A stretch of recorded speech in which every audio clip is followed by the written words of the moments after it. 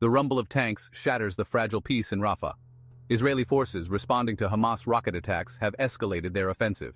Heavily armed battalions now push deeper into the Gaza Strip, raising fears of a wider conflict. The situation is fluid, with reports of intense firefights and mounting casualties. The world watches with bated breath, hoping for de-escalation but bracing for further bloodshed. International condemnation has been swift, with the UN Security Council calling for an immediate ceasefire. However, these calls have gone unheeded, with Israel vowing to continue its operation until Hamas's military capabilities are significantly degraded. This dangerous game of brinkmanship threatens to plunge the region into a deeper crisis. The people of Rafah are caught in the crossfire, their lives upended by the relentless cycle of violence. Homes are reduced to rubble, schools lie abandoned, and hospitals struggle to cope with the influx of wounded. The humanitarian cost of this conflict is immeasurable, with each passing day adding to the tally of suffering. Global leaders have stepped up their diplomatic efforts, urging both sides to show restraint. The United States, while expressing support for Israel's right to defend itself, has also stressed the need to avoid civilian casualties. European nations, meanwhile, have called for a return to dialogue and a negotiated settlement. However, Israeli Prime Minister Benjamin Netanyahu has rejected any talk of a ceasefire, arguing that Hamas must be taught a lesson. He accuses the militant group of using Palestinian civilians as human shields and vows to continue the offensive until quiet and security are restored to Israeli towns and cities. Hamas, for its part, remains defiant, vowing to continue its rocket fire until Israel ends its blockade of Gaza. The group's leader, Ismail Haniyeh, has called for a united Palestinian resistance against the Israeli offensive. The lack of communication and the hardening of stances on both sides make a swift resolution to the crisis unlikely. The conflict in Rafah has sent shockwaves through the region, threatening to destabilize an already volatile Middle East. Neighboring Egypt, which shares a border with Gaza, is particularly concerned about the spillover effects of the violence. The country has been mediating between Israel and Hamas, but its efforts have so far yielded little success. Jordan, which has a large Palestinian population, has also expressed deep concern. King Abdullah II has warned that the escalating violence could ignite a wider regional conflict with unpredictable consequences. He has urged the international community to take concrete steps to end the bloodshed and revive the stalled peace process.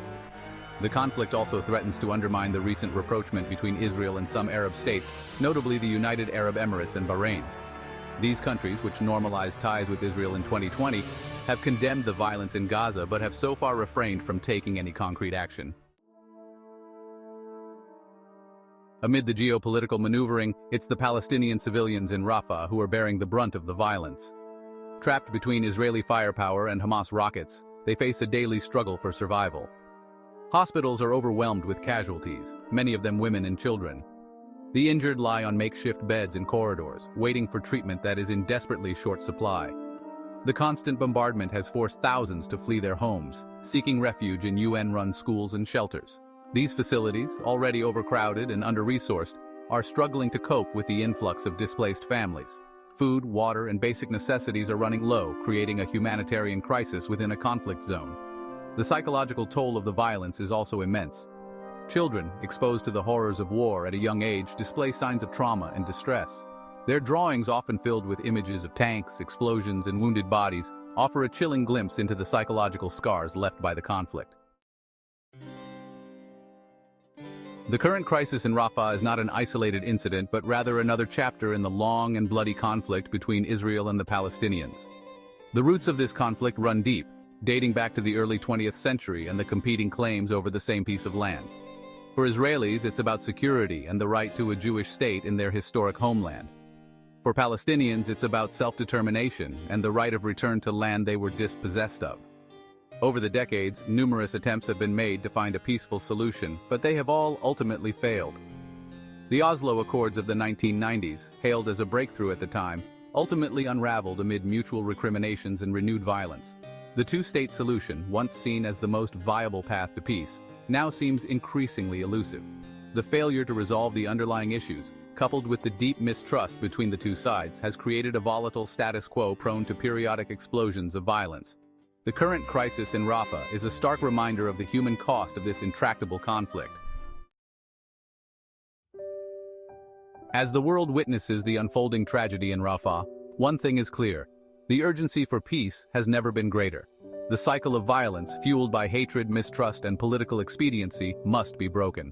Both sides must recognize that there can be no military solution to this conflict, only a negotiated settlement that addresses the legitimate aspirations of both Israelis and Palestinians.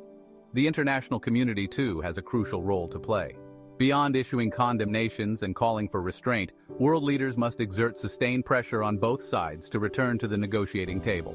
Concrete steps, such as lifting the blockade of Gaza and addressing Israel's security concerns, are essential to create an environment conducive to peace. But perhaps the most important task lies with ordinary citizens.